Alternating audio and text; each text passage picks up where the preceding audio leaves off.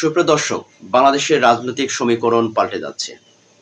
সম্প্রতি কিছু কিছু রাজনৈতিক দলের কর্মকাণ্ড দেখে মনে হচ্ছে কোনো একটি মহল বা কোনো একটি গোয়েন্দা সংস্থা বা দেশি বিদেশি কোনো একটি চক্র বা কোনো একটি মহল তারা চেষ্টা করছে বাংলাদেশের রাজনীতির সমীকরণটা পরিবর্তন করে দেওয়ার জন্য। সম্প্রতি কিছু দলের কার্যক্রম দেখে মনে হচ্ছে যে তারই একটি বহিঃপ্রকাশ। আমরা গতকাল দেখেছি যে এনসিপির প্রধান কার্যালয়ে মার্কিন কূটনীতিকের আগমন। সেখানে গিয়ে এনসিপির মুখপাত্র আসিফ মোহাম্মদ সজীব ভুঁইয়ার সাথে সাক্ষাৎ এবং দুই দেশের কূটনীতিকের মধ্যে একটা বোঝাপড়া, পরামর্শ করা, কথা বলা এবং শেষ প্রসঙ্গে যখন জিজ্ঞাসা করা হয় তখন আসিফ মোহাম্মদ সজীব ভুঁইয়া বলেছেন জাস্ট দুই দেশের পরিস্থিতি নিয়ে আলোচনা হয়েছে।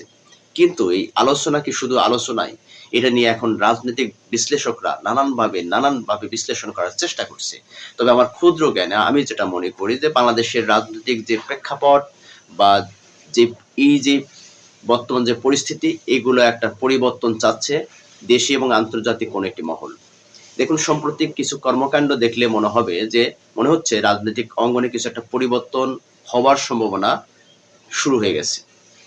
আর সেটা বেছে নিয়েছে এনসিপিকে। এনসিপির মাধ্যমে বাংলাদেশে একটা রাজনৈতিক পরিবর্তন চাচ্ছে দেশি এবং আন্তর্জাতিক গোয়েন্দা সংস্থারা। তারই ধারাবাহিকতায় ইতিমধ্যে এনসিপির সাথে বিশ্বের বিভিন্ন দেশের গোয়েন্দা সংস্থারা যোগাযোগ করছে বলে এরকম অভিযোগ উঠে আসছে। রাজনৈতিক মহলে এরকম একটি আলোচনা চলছে যে হঠাৎ করে এনসিপিকে নিয়ে কেন এত উন্মাদনা, কেন এত উত্তেজনা। বৈশ্বিক পরাশক্তি রাষ্ট্রগুলো থেকে শুরু করে বিভিন্ন দেশের গোয়েন্দা সংস্থারা বা রাজনৈতিক কূটনীতিকরা এনসিপিকে নিয়ে বিভিন্নভাবে স্বপ্ন দেখছে বা বিভিন্ন রকমভাবে তারা কাজ করছে। সম্প্রতি কিছু ঘটনা দেখলে আপনারা সেটা আরো কিছুটা হলেও আপনাদের জন্য সহজ হবে।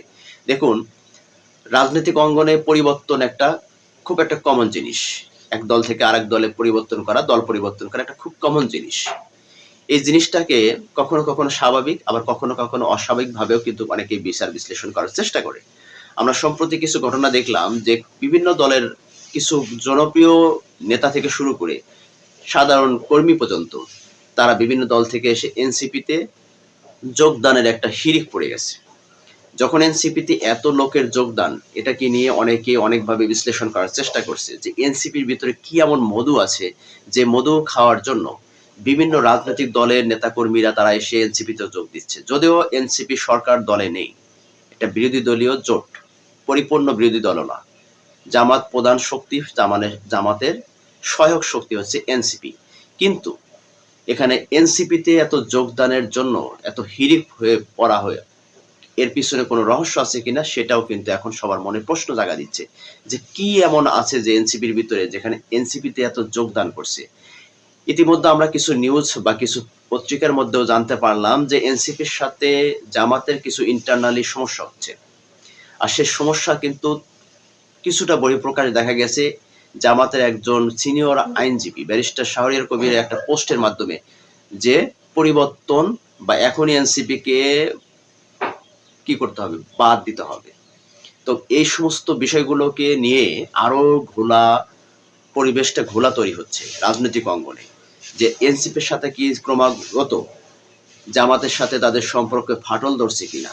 আর সেই ফাটলের জন্যই কোনো একটি শক্তি তারা চেষ্টা করছে এনসিপিকে দ্বিতীয় পরাশক্তি বা অপ্রতিদ্বন্দ্বী একটি পরাশক্তি রাজনৈতিক দলে পরিণত করার চেষ্টা করছে কিনা। দেখুন, বাংলাদেশে বর্তমানে সবচেয়ে শক্তিশালী রাজনৈতিক দল যেটা আওয়ামী লীগ, তার কার্যক্রম নিষিদ্ধ আছে। অনেকে বলার চেষ্টা করছে যে এই আওয়ামী লীগকে এনসিপির মাধ্যমে তাকে ফেরানো হতে পারে, অথবা আওয়ামী লীগের এগেইনস্টে এনসিপিকে একটি শক্তিশালী রাজনৈতিক দলে পরিণত করতে দেশি এবং আন্তর্জাতিক মহল থেকে বিভিন্ন কূটনীতিক নেতৃবৃন্দ বা কূটনীতিক ব্যক্তিরা তারা চেষ্টা চালিয়ে যাচ্ছে বাংলাদেশে অদ্বিতীয় একটি শক্তিশালী রাজনৈতিক দলে পরিণত করার জন্য। এটার বহিঃপ্রকাশও আমরা দেখতে পাচ্ছি। কিছু কূটনীতিক তাদের সাথে ক্রমাগত প্রতিনিয়ত তাদের সাথে সাক্ষাৎ করছে, তাদের সাথে যোগাযোগ রাখার চেষ্টা করছে।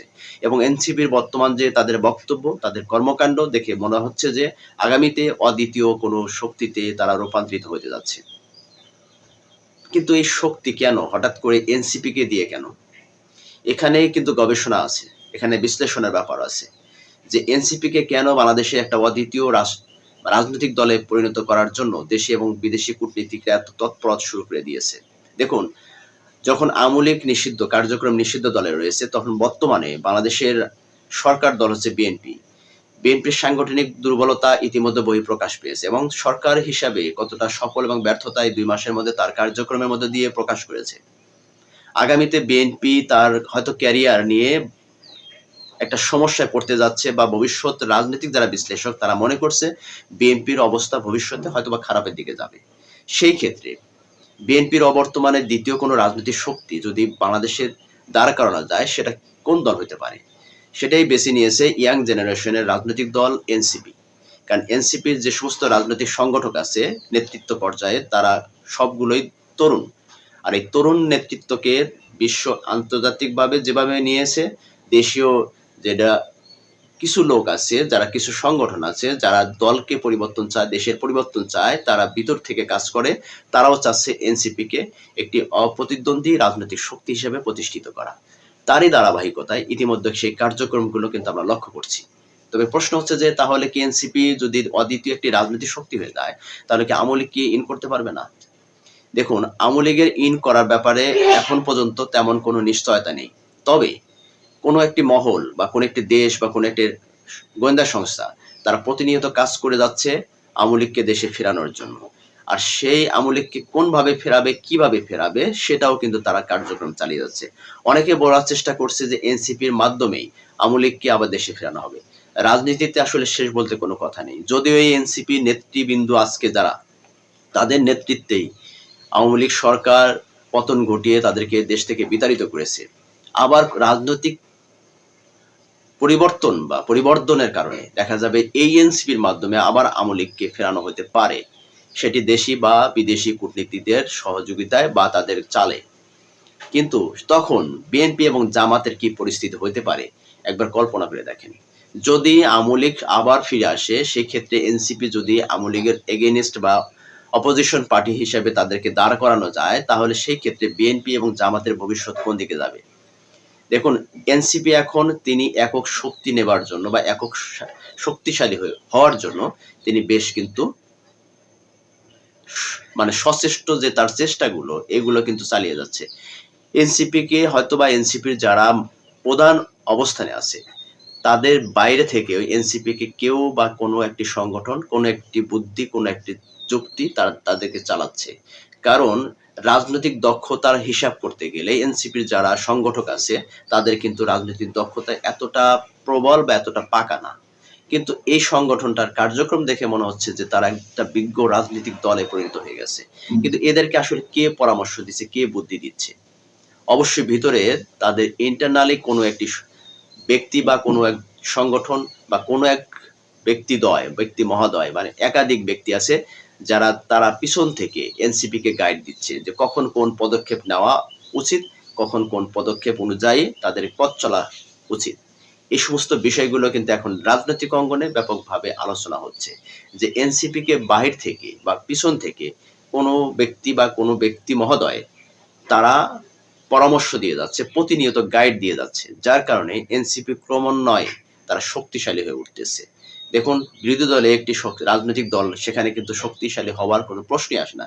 কিন্তু এনসিপি বিরোধী দলে থাকা সত্ত্বেও তাদের যে রাজনৈতিক কর্মকাণ্ড এবং তাদের নিয়ে যে দেশি এবং আন্তর্জাতিক কূটনীতিকদের যে উৎসাহ উদ্দীপনা সেটাই প্রমাণ করে যে আগামী দিনে এনসিপি একটি অপ্রতিদ্বন্দ্বী এবং অদ্বিতীয়শীল রাজনৈতিক দলে পরিণত হতে যাচ্ছে। তবে এনসিপি কি দিয়ে আসলে ভবিষ্যতে বাংলাদেশে কি করতে যাচ্ছে সেটা আন্তর্জাতিক কূটনীতিক মহলেই ভালো জানে। তারাই ভালো বলতে পারবে যে আসলে এনসিপি কি দিয়ে কি করানো সম্ভব বা কি করতে যাচ্ছে তারা। হয়তোবা ভবিষ্যতে রাজনৈতিক প্রেক্ষাপট ভিন্ন খাতে যেতে পারে, ভিন্ন কোনো পরিবর্তন হয়তোবা হতে পারে। সেটি যদি বিএনপি যদি না বোঝে বা বিএনপির ব্যর্থতায় হয়তোবা এনসিপির আগমন বা এনসিপির উত্থান হতে পারে।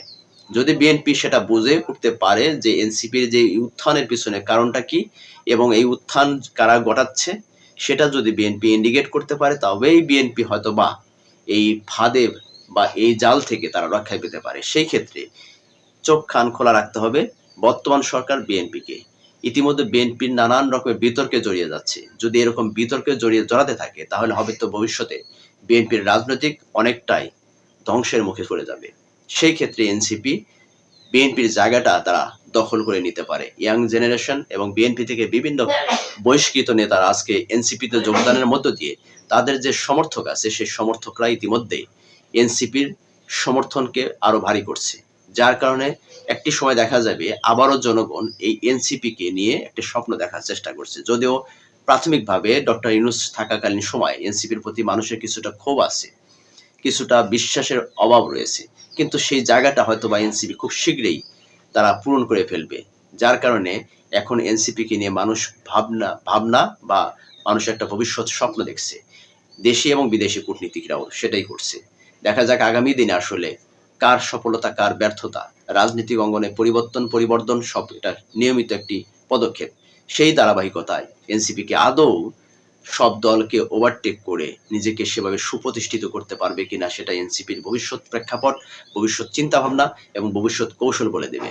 তবে কিছু একটা করতে যাচ্ছে বাংলাদেশের রাজনৈতিক প্রেক্ষাপটে, কিছু একটা পরিবর্তন হতে যাচ্ছে, এটা নিশ্চিত বলে রাখছি। দর্শক, এই ছিল আজকের মতো এই ভিডিওতে। ভালো থাকবেন সবাই, সুস্থ থাকবেন।